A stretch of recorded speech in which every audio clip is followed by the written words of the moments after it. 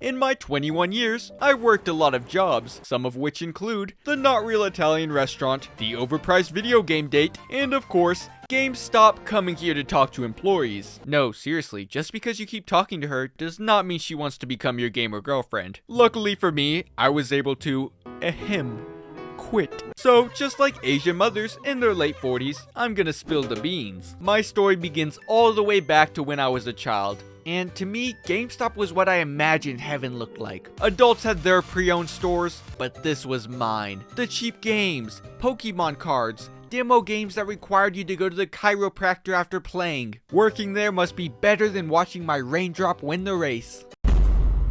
No, I don't think Mario is too violent for your son. Okay, but you don't understand. He's my baby. I can't just have him playing anything. Violence leads to violence. I read a report on CNN the other weekend, and oh my god, it was breathtaking. So, since I was in college and had no friends, no money, and rent was due, I decided to apply to GameStop, and not gonna lie, I got the job by total coincidence. My manager became the manager a few days before I applied, so he didn't reject anybody that he interviewed, and I just happened to be first in line. There are 4 main things that you do as a GameStop employee: restock, sell items, buy items, and talk to customers who look like they're one bad day away from beginning their villain arc. Restocking was my sanctuary. Nobody to talk to. It was just me and boxes full of things that I could call dibs on, despite knowing that I was too broke to buy any of it. But what nobody told me was that I would have to become the Wolf of Wall Street to work at GameStop. Truth be told, I'm not a real gamer, but I have mastered the art of lying. Hey man, do you recommend this game? Oh yeah, it's a great first-person shooter. This is Pokemon Diamond. Oh, I thought you were asking about Pokemon Detroit. This part of my job was fun though.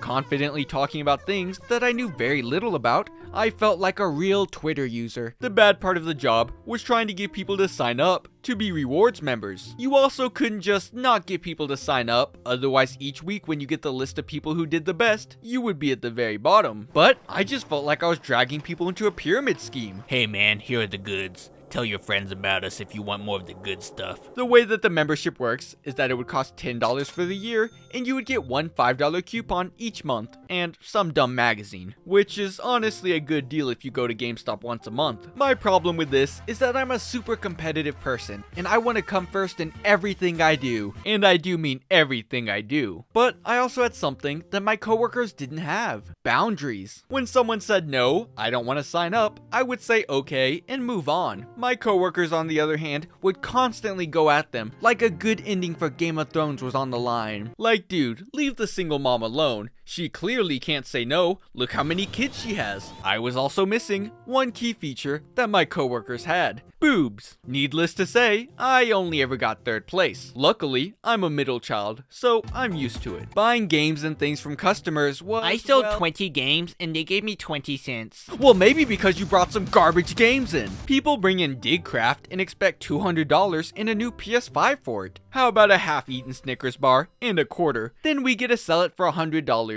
Stoinks, baby. This is where I got the most upset customers at, because people would bring in a broken Xbox and half a game and get mad when I couldn't take it. If you want to scam people into taking your broken stuff, do it on eBay like everybody else. But if everything fails to calm down the customer, hit him with the classic: "Sir, we don't make the prices, the company does." Yeah, that was the expected outcome. The customers fall under 3 categories: cool people that you would hang out with on weekends, mothers who wish their kids came with receipts, and the cuckoos. You can instantly tell who these people are because they'll ask to work there. I mean, you get all types of cuckoos. Some that smell like soap is as rare as a happy League player, some with tail butt plugs in, and some with god complexes. But I've never heard of a god who works at McDonald's and tries making Rasengans in his mom's basement. But every day with these customers was like a beautiful train wreck that I couldn't stop watching, so I can't complain. But I should outline the benefits that come with being a GameStop employee, such as no real dress code, you can rent out games for free, and the employee discount. Wow, learner, what is it? 50%? 60%? 75% off? 10% off games. What? 10% off. Wow, that must stop most employees from buying stuff from GameStop, right? right? No, in fact, most of them spend all of their paycheck at GameStop. They may as well be paying them in magic cards at this point. In conclusion, working at GameStop can be fun. If you don't have poor financial habits, because you'll be getting paid less here, then GameStop will pay for your games. Hello, Outro Lunar here. Click here to check out my second channel. Click here to check out the recommended video, and click here to check out my most recent video. Outro Lunar out.